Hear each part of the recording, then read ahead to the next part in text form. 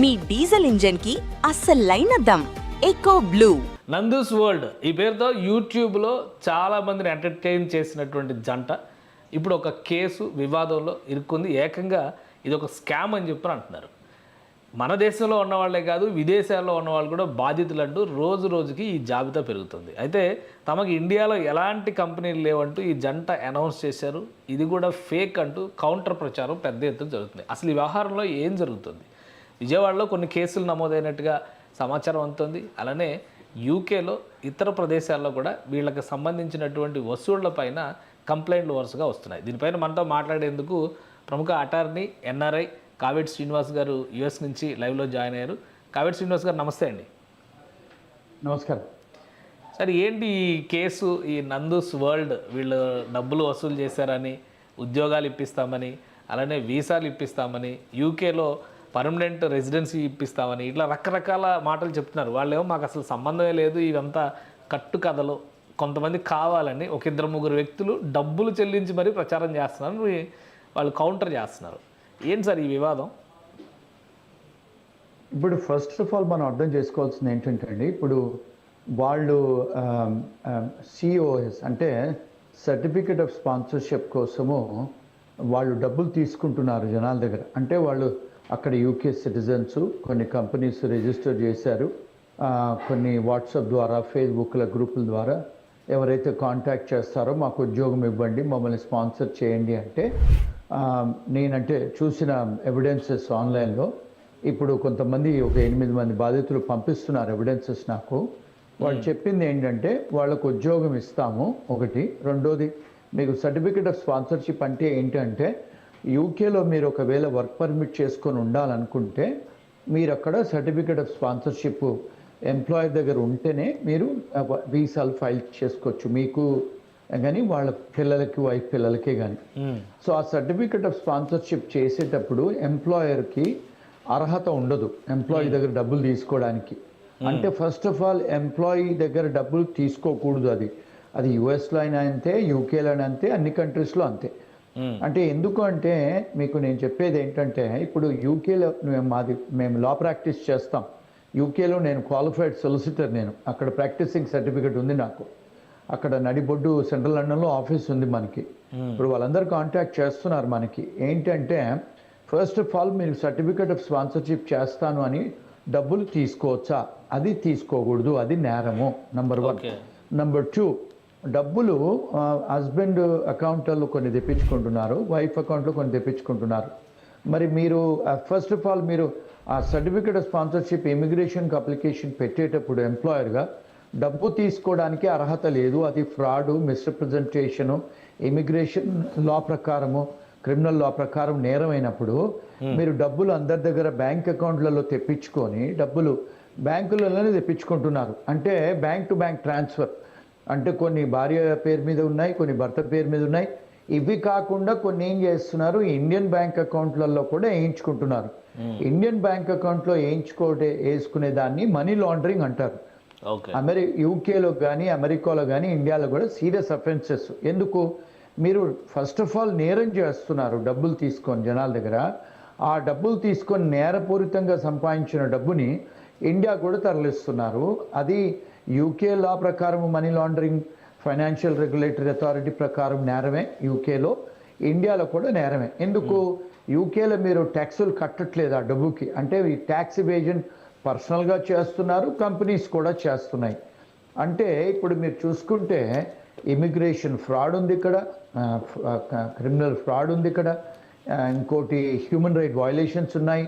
మళ్ళీ దాని తర్వాత కొంతమందికి ఉద్యోగాలు ఇచ్చి 20 గంటలు ఇస్తామని చెప్పి నందూస్ కిచెన్ అని అందులో 5 గంటలే ఇస్తుందంట. దాన్ని ఇచ్చేసి మీకు ఇంతకంటే ఎక్కువ ఉండదని బయట $13-14 ఇచ్చేది $8 పౌండ్లు ఇస్తున్నారంట.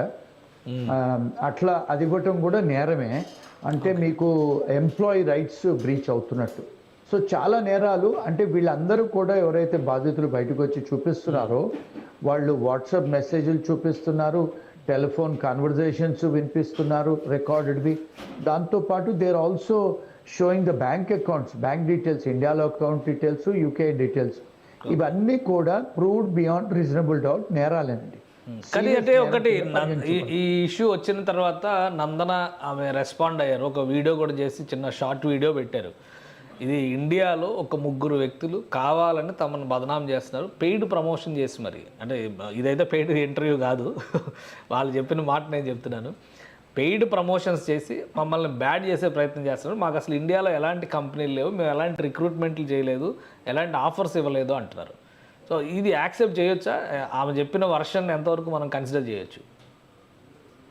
ఇప్పుడు మీరు డబ్బులు అక్కడికి సైఫన్ చేసుకుంటున్నారు కదా, లాండర్ చేస్తున్నారు కదా, వేరే వేరే అకౌంట్ల పేర్లు మీరు ఇస్తేనే కదా బ్యాంక్ అకౌంట్లకి డబ్బులు వేస్తాం మనం. ఓవర్సీస్ నుంచి ఇండియాకి డబ్బులు పంపాలంటే వెరిఫికేషన్ అవుతుంది. ముందు వెరిఫికేషన్ అయిన తర్వాతనే డబ్బులు బయట నుంచి వస్తాయి ఇండియా అకౌంట్లోకి. మరి అవి మీరు ఇస్తేనే కదా, అకౌంట్స్ వాట్సాప్లలో మెసేజ్లలో ఇస్తేనే కదా వాళ్ళు పెట్టారు. This is part of conspiracy అండి. కన్స్పిరసీలో ఆ ఇండియాలో ఉన్న వాళ్ళు కూడా అవుతారు. ఇప్పుడు ఇబ్రహీంపట్నంలో, విజయవాడలో చాలా ప్లేసెస్లో ఎఫ్ఐఆర్ కట్టారంట, మళ్ళీ లుకౌట్ నోటీసులు కూడా పెట్టారు. అంటే డెఫినెట్గా వాళ్ళు they are part of the bigger scheme ఇది. ఇంకోటి ఏంటంటే ఇప్పుడు ఇండియాలో నుంచి చేస్తున్నారంటే ఇండియాలో 2-3 చేయొచ్చు, మరి ఇప్పుడు యూకే నుంచి కూడా 8-10 మంది కాల్ చేసి నాకు మాట్లాడుతున్నారు. యూకే నుంచి బాధితులు ఫోన్ చేస్తారు, అప్రోచ్ అయ్యారా? ఓకే, అవును సార్. అందుకని ఏంటి సార్ వాళ్ళు చెప్పే వర్షన్ ఏంటి? ఇండియాలో పోనీ ఎవరో 3-4 ప్రచారం చేస్తున్నారు అనుకోవచ్చు, యూకేలో వాళ్ళు చెప్పే మాట ఏంటి? ఇప్పుడు వాళ్ళు చెప్పేది ఏంటంటే, కొంతమంది ఏం చెప్తున్నారు, 30 మంది ఉన్నారని చెప్తున్నారు, కొంతమంది 50 మంది ఉన్నారని చెప్తున్నారు. ఇప్పుడు ప్రస్తుతం అయితే 8 మంది మా ఆఫీస్తో కాంటాక్ట్లో ఉన్నారు. వాళ్ళందరూ ఎవిడెన్సెస్ పంపిస్తున్నారు. నేను వాళ్ళకి అడ్వైజర్స్ ఇచ్చాను ఎక్కడెక్కడ కంప్లైంట్స్ చెయ్యాలని. అవసరం ఉంటే మేము we will take up that case and we will do justice for them అండి, న్యాయం చేకూరుస్తాం వాళ్ళకి. సార్ ఇప్పుడు బాధితులతో ఎవరితోనైనా మనం మాట్లాడడానికి అవకాశం ఉందా? ఎందుకంటే వీళ్ళు ఇవన్నీ నేను మీకు కనెక్ట్ చేస్తాను, కేవలం ఎలిగేషన్స్ అని కొట్టిపడేస్తున్నారు. బాధితులను ఎవరైనా ఇప్పుడు లైవ్ లో మనం కనెక్ట్ చేయొచ్చా? అంటే ఇప్పుడు నేను నాకు I don't know how to do it, but I can give you the numbers. I lost my office to give you numbers. 8 మంది నంబర్స్ ఇస్తారు, గ్రూప్ చేశారు, అందులో పెట్టారు నాది.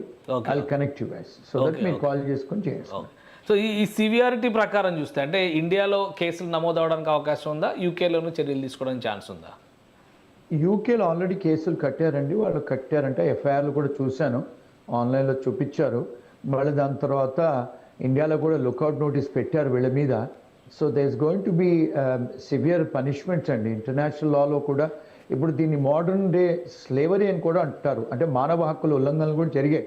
ఎందుకంటే చాలామంది వాళ్ళు వైఫ్స్ను పిల్లల్ని పంపించేశారంట, అంటే భర్తలు ఒక్కరే ఉండిపోయి లేదా భార్యలు ఒక్కరే ఉండి భర్తల్ని పంపించేసి వీసాలో వాళ్ళకు లేకుండా వీళ్ళు చేయబట్టి 1 year నుంచి 8 నెలల నుంచి డబ్బులు తీసుకొని, ఫస్ట్ ఆఫ్ ఆల్ మీరు డబ్బులు తీసుకోవడానికి అర్హత లేనప్పుడు డబ్బులు తీసుకొని జనాల దగ్గర ఉద్యోగం ఇస్తా అని చెప్పి మీరు ఇన్స్టిగేట్ చేసి ఫాల్స్ మిస్రిప్రజెంటేషన్ చేసి మీ బ్యాంకులలో ఆ హస్బెండ్ బ్యాంక్ అకౌంట్లో, భార్య బ్యాంక్ అకౌంట్లో, మీ చుట్టాలు, మీ నాన్న అందరి అకౌంట్లలో డబ్బులు వేయించుకుంటే ఇవన్నీ కూడా ప్రూవ్డ్ బియాండ్ రీజనబుల్ డౌటే కదండి. డాక్యుమెంటరీ ఎవిడెన్సెస్ ఉన్నాయి కదా, ట్రేసింగ్ చేస్తే డిస్కవరీలో అన్నీ కనపడతాయి. మరి పోలీస్కి కానీ లా ఎన్ఫోర్స్మెంట్కే కానీ మేము తీసుకోలేదు, మేము కంపెనీ అకౌంట్స్లలో మా కంపెనీ లిమిటెడ్ లయబిలిటీ కంపెనీస్ మా బాధ్యులం కాదు అంటే లిఫ్టింగ్ ద కార్పొరేట్ వీల్ దీని వెనకాల ఎవరు అని తీస్తే మరి మీరే కదా ఓనర్స్.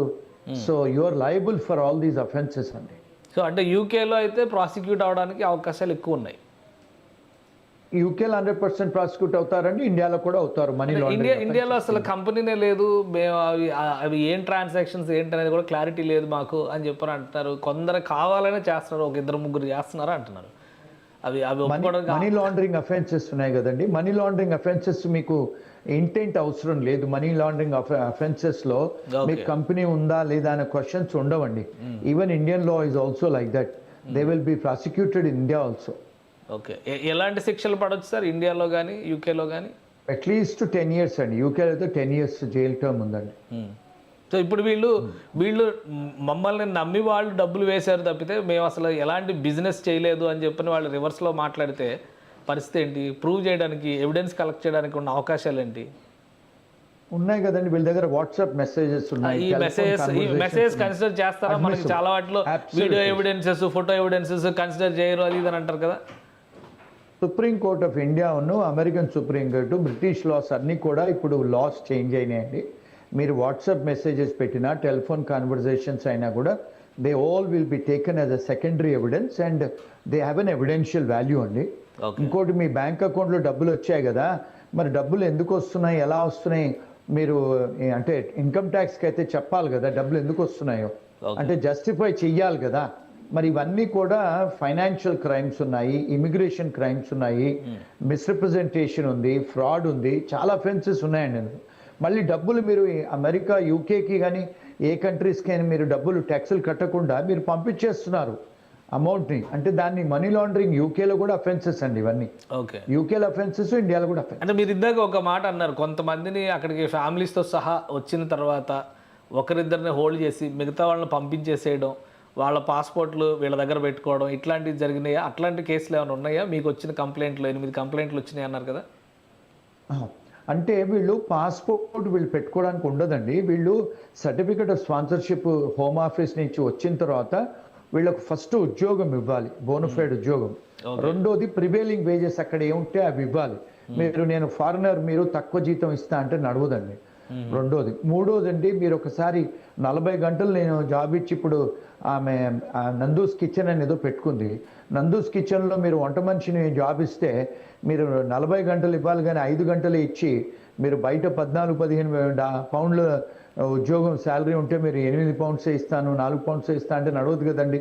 ఇవన్నీ మోడర్న్ డే స్లేవరీ కింద వస్తాయి. మానవ హక్కుల ఉల్లంఘనలు కూడా జరుగుతున్నాయి. అంటే అక్కడ Europe declaration of human rights కూడా వయలేషన్స్ అవుతున్నాయి. ఇవన్నీ చాలా సీరియస్ అఫెన్సెస్ అండి. ఓకే, ఇండియాలో అంటే కొంత టైం పట్టుద్ది కేసులు తేలడానికి అనుకుంటాము. సో యూకేలో అయితే ఎంత ఫాస్ట్గా ట్రాక్ అవ్వడానికి అవకాశం ఉంటుంది ఇలాంటి కేసులు? 3-4 monthsలో అయిపోతాయి. ఓకే, చాలా ఫాస్ట్గా వస్తుంది అంటే రిజల్ట్. అవును, ఎస్. సో ఒకవేళ అక్కడ కేసులో కన్విక్ట్ అయితే ఇండియా తీసుకొచ్చి మళ్ళీ ఇక్కడ ప్రాసిక్యూట్ చేయడానికి అవకాశం ఉంటుందా, లేదా ఈ కేసు ఇక్కడే ఉంటుందండి? ఉంటుందా? డెఫినెట్గా, బికాజ్ ఇండియాకును యూకేకి మన అది ఉందండి, దేర్ ఈజ్ ఏ మన అంటే అగ్రిమెంట్ ఉంది.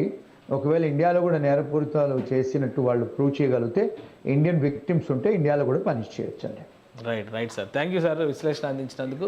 ఇది నందూస్ వరల్డ్ పేరుతో యూట్యూబర్గా అందరికీ పరిచయమై ఇటీవల కాలంలో మెగాస్టార్ చిరంజీవి సరసన కూడా నటించి అందరి ఆదరాభిమానాలు పొందింది అనుకున్నటువంటి నందు ఇప్పుడు వాళ్ళ ఫ్యామిలీ చేసినటువంటి ఫ్రాడ్ కారణంగా కొంతమంది రోడ్డును పడేటువంటి పరిస్థితి ఉంది. అంతర్జాతీయ చట్టాల ప్రకారం కానీ, అలానే ఆయా దేశాల చట్టాల ప్రకారం కానీ కనీసం 10 ఏళ్లకు తగ్గకుండా శిక్షలు పడేటువంటి అవకాశం ఉన్న అఫెన్సెస్లో వీళ్ళు ఇన్వాల్వ్ అయ్యారు. దానికి సంబంధించి ప్రాథమిక ఆధారాలు కూడా లభిస్తున్నాయని కావేటి శ్రీనివాస్ గారు అంటున్నారు.